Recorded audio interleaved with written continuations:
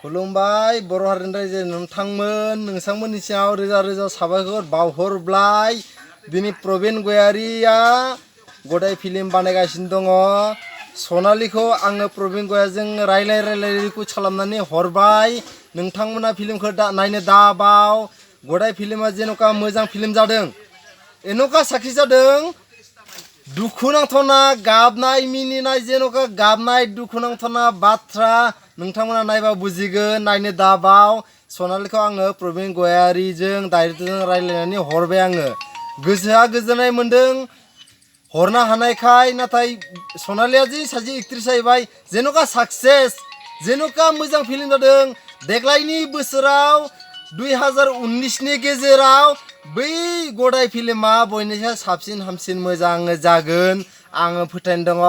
मानो होनोब्ला आं थालिर दानग्राबाबो, थालिर बेफारबाबो, खेथि मावग्राबाबो सनालिनि शुटिंआव आङो हाजासे थाहैनाय बायदि। सप्तासे आं थाहैबाय, सप्तासे आं सनालिनि शुटिंआव थायोब्ला गोसोआ गोजोननाय मोन्दों। जेन'का दुखु आफोद खैफोद जेन'का गोजोननाय मोनगोन। रायजो राजा नोंथांमोन नोंसोर जेन'का गाबनाय मिनिनाय नुगोन। नोंसोर मेगनाव मोदैजों मोदै खुगाजों खुदै लानानै नोंसोर गाबबाय थानांगोन जागोन। नायनो दाबाव, नायथारनांगोन।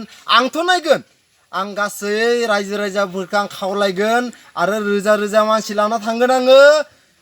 फैगोन बिश्वकर्मायाव जोंनि सुक्लाय सेरफां सिङाव थानाय सुवापुरनि प्राइमारिनि सिङाव थानाय निदुयायाव जोङो बिश्वकर्मायाव बिनि फिल्मखौ रिलिज खालामगोन। रिलिज खालामनोसै जोङो बिश्वकर्मायाव।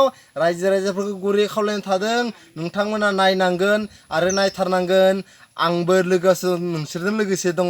नायनायाव आंहा दुखु गैया। हाजासे जोङो सापर्ट होनांगोन। गामिनि लकेलनि जोंनि लेभेलनिनो मानसि थांबाय। एक्ट्रेस सनालिखौ फेमास खालामनांगौआ जोंनि दायित्व दङ। न'खरनि संसारखौ नायनानै जोंनि दायित्व दङ।